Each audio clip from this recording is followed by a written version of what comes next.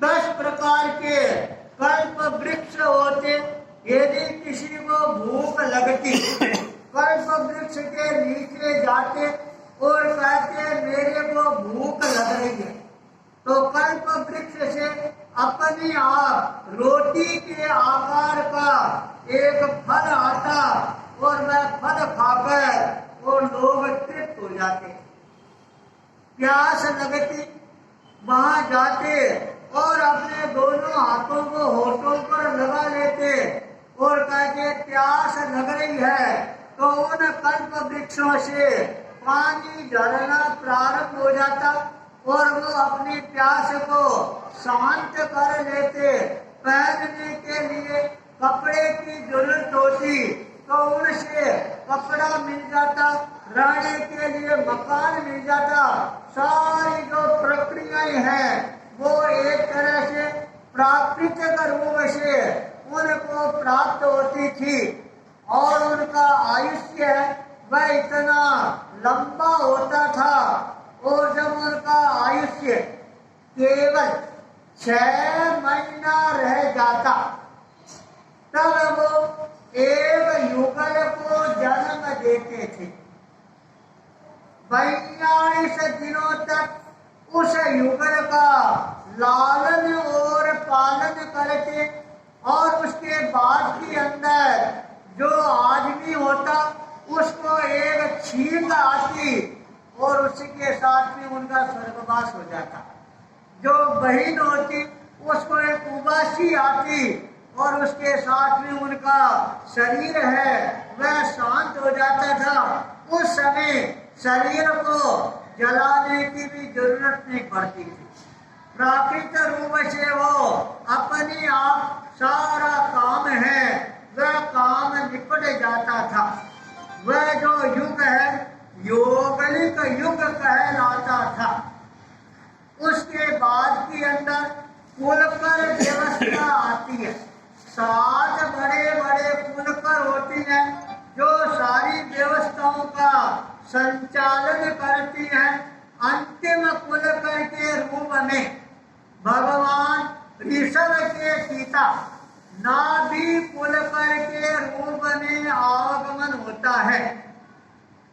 और जब उन्होंने देखा अब लोगों की आवश्यकताएं हैं वो बहुत ज्यादा बढ़ गई है और कल्प वृक्ष है फल देने कम कर दिए हैं। धीरे धीरे सारी व्यवस्थाओं के अंदर परिवर्तन आ रहा है। भूख है ये भी बढ़ती जा रही है और पहले उस समय एक बार भोजन कर लेते, 3 दिनों तक उनको भोजन करने की जरूरत नहीं पड़ती। और भोजन भी कितना करते, मसूर की जो दाल होती है इतना सा भोजन करते और उसमें इतनी ताकत होती 3 दिनों तक भूख नहीं लगती।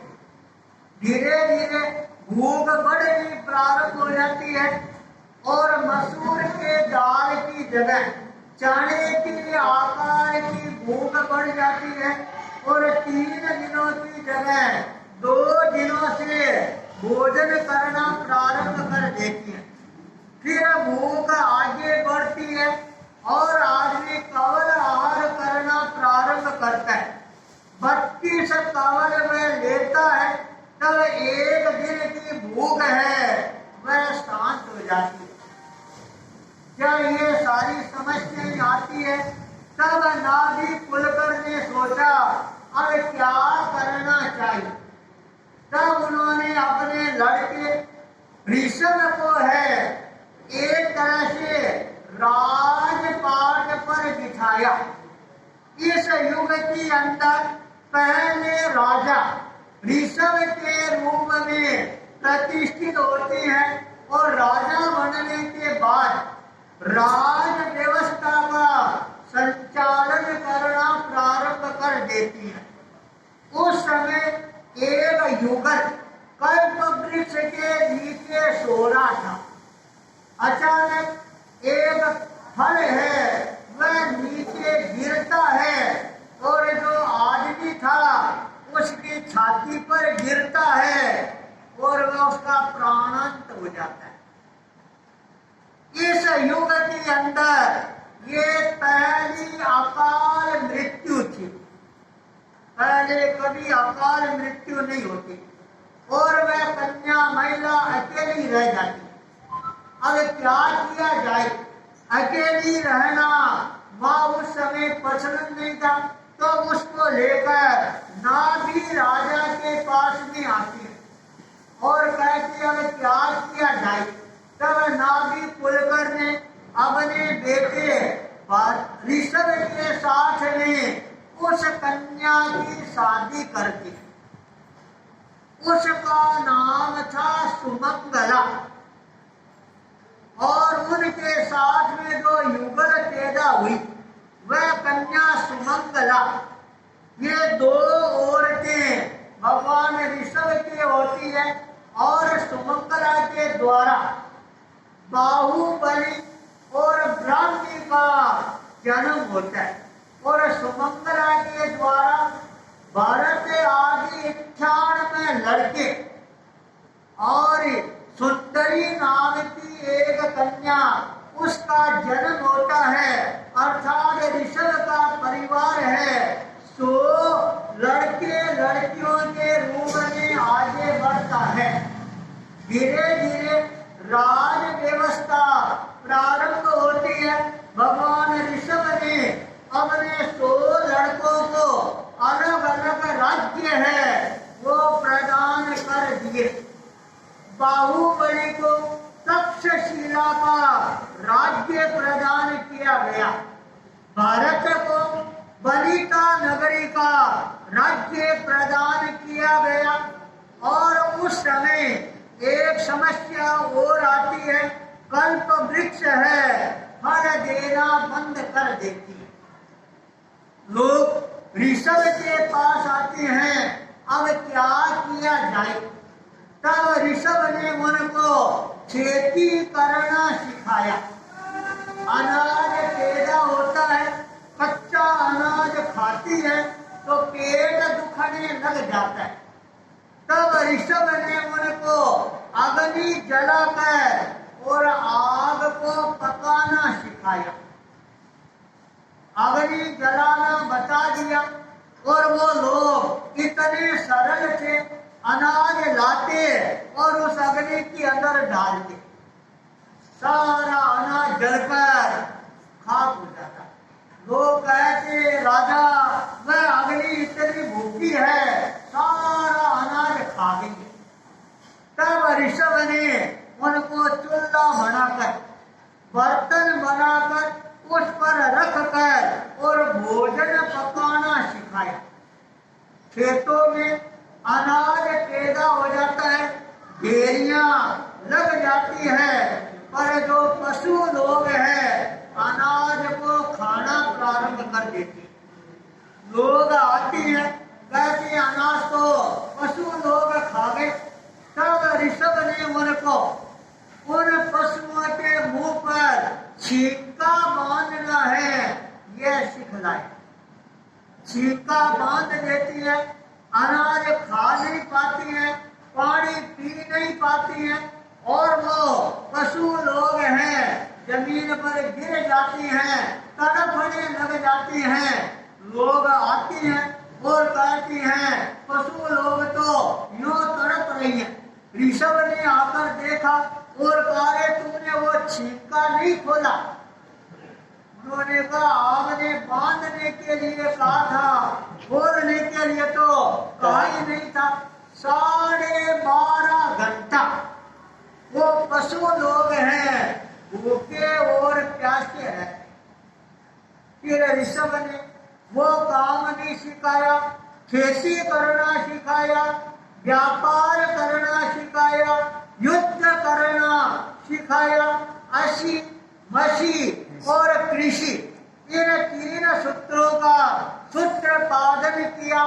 और जब सारी व्यवस्थाएं जम जाती है तब वो अपनी माता मरुदेवा के पास में आता है और कहता है अब मैं संन्यास के पथ पर आगे बढ़ना चाहता।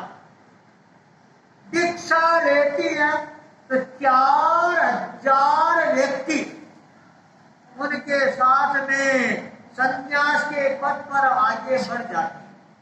ऋषभदेव ने दीक्षा ली, उसी समय यह संकल्प कर लिया था, जब तक मेरे को केवल ये ज्ञान की प्राप्ति नहीं होगी तब तक मैं बोलूंगा नहीं। भूख लगती है और साथी आती हैं और कहती है बाबा भूख लग रही है, क्या खाएं? ऋषभ कुछ बोलता नहीं है। तब उन्होंने कहा क्या किया जाए, ऋषभ भूखा मर रहा है, इसके पीछे हम तो भूखे नहीं मर सकते, तो क्या अपने अपने घरों की ओर रवाना हो जाएं?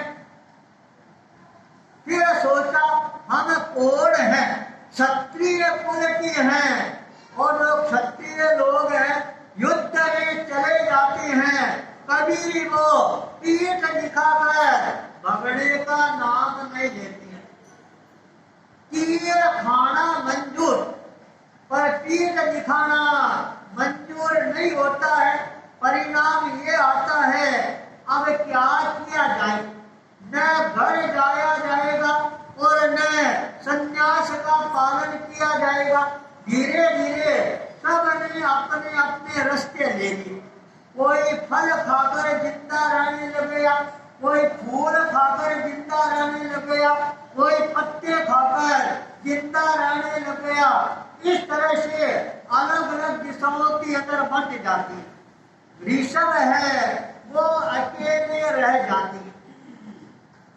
भूख उनको भी लगती है, भोजन करने के लिए घरों घरों के अंदर जाती है और लोग देखते हैं अरे अपने राजा अपने घर पर आए हैं, राजा को क्या भेंट करें। हाथी लाते हैं, घोड़ा लाते हैं और कहते हैं बाबा इनके ऊपर सवारी कर, पर रोटी की मनमार है कोई नहीं करता। हीरे लाते हैं, पन्ने लाते हैं, माणक और मोती लाते हैं, ये हमारी भेंट स्वीकार करें, पर रोटी है कोई नहीं लाता। अपनी कन्याओं को सामने प्रस्तुत करते हैं और कहते हैं इनके साथ में आप शादी करो और सुख होगा उपभोग करो, पर रोटी है कोई नहीं देता। 12.5 महीने तक एक कण अनाज का नहीं मिलता है और एक बूंद है उनको पानी की नहीं मिलती। फिर भी वो घूमते रहती हैं, परिभ्रमण करते रहते हैं। 12.5 महीना पूरे होती है और उस समय वो एक बार परिभ्रमण कर रहे थे, राजपथ पर चल रहे थे। ऋषभ का लड़का भरत और उसका पुत्र जिसका नाम था श्रेयांश कुमार, सुबह 4 बजे वह सो रहा था, न नींद में था और न जग रहा था। उस समय उसने एक सपना देखा, एक बहुत बड़ा कल्प वृक्ष है और उसको सिंचन नहीं मिल रहा है। वह कल्प वृक्ष है मुरझाता जा रहा है और सपना पूरा हो जाता है। उठता है, सोचता है यह सपना मेरे को कैसे आया, कल्प वृक्ष कहाँ पर है। जरोके में बैठ जाता है, चिंतन कर रहा है और उस समय ऋषभ सामने से आते हुए नजर आती। उसने ऋषभ को देखा और मन में विचार किया कौन हो, इनको मैंने पहले जरूर देखा। मन की एकाग्रता बढ़ती है और उसको जाति स्मरण ज्ञान हो जाता है, पिछले जन्मों का ज्ञान हो जाता है और वह समझ जाता है, अरे ये तो मेरे परदादा ऋषभ है और 12.5 महीनों से भूखे और प्यासी हैं। यही वास्तव के अंदर सबसे बड़ा कल्प वृक्ष है, धर्म रूपी कल्प वृक्ष है और यह सूखता जा रहा है। इसको हरा भरा करना ये मेरा काम है। सोचता है इनको कैसे सिंचन करूं। उसी समय गांव के अंदर जो किसान लोग थे, उन किसानों के वहां पर खेतों में गन्ने पककर तैयार हो जाती है। उन गन्नों की कटाई करती हैं, पिलाई करती हैं और वह जो इक्षु का रस होता है उनको मंगल घरों में भरकर अपने राजा को लाकर भेंट करते हैं और कहते हैं, राजन ये हमारे खेतों का मीठा मीठा इक्षु रस है, ये आप ग्रहण करवाएं। राजमहल के प्रांगण में इक्षु रस के मंगल घट हैं, भरे हुए लंगर सहित लग जाती है। 1008 और कई जगह आता है 108 इक्षु रस के घड़े। ऋषभ आ रही है और वह श्रेयांश कुमार तत्काल दौड़कर सामने जाता है, हाथ जोड़ता है और कहता है, प्रभु पधारो पधारो पधारो।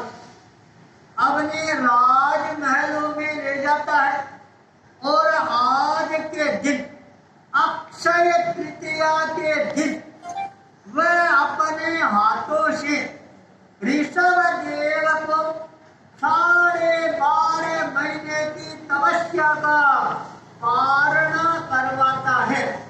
ऋषभ के पास में कोई पात्र नहीं था, पर पात्री थे।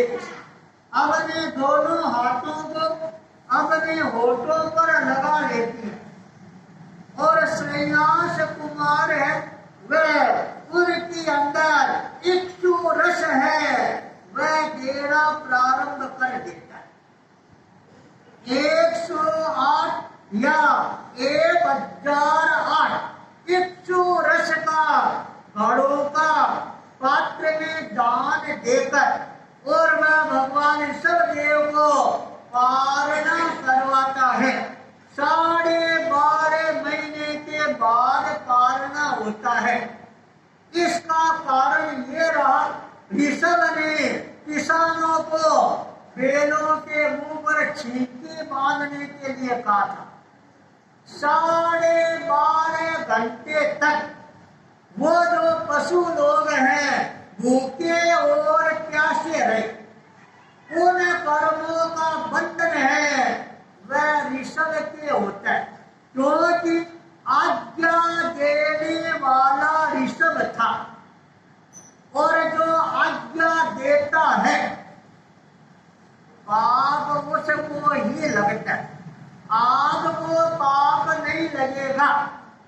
हमने आग को आज्ञा दी है, आग जैसा काम करोगे तो वह सारा पाप है वह हमारे को लगेगा, क्योंकि पाप होता है वह किसी का बाप नहीं होता है। अपना पाप है वो अपने को ही भोगना पड़ता है। ऋषभ को 12.5 घंटों की जगह 12.5 महीने तक भूखा और प्यासा है वह रहना पड़ा। और आज के दिन श्रेयांश कुमार ने अपने हाथों से ऋषभ को पारणा करवाया था, इसलिए ये पर्व सारे संसार में अक्षय तृतीया के रूप में मनाया जाता है। आचार्य तुलसी ने इस आयोजन को समारोह का रूप प्रदान किया।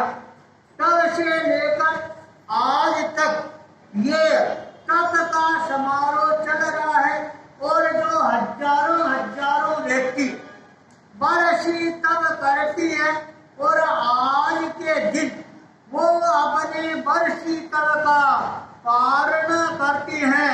इसलिए आज के दिन का और ज्यादा महत्व बढ़ जाता है।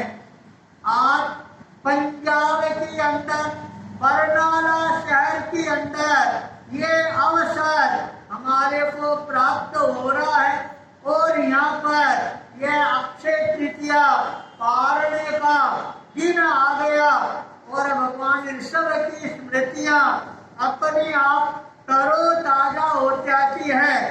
तो आज के दिन से प्रेरणा लेकर और हम भी अपने जीवन में तप की ज्योति को प्रज्वलित करने का प्रयास करेंगे तो आज का दिन है वह हमारे लिए और ज्यादा महत्वपूर्ण बन जाएगा।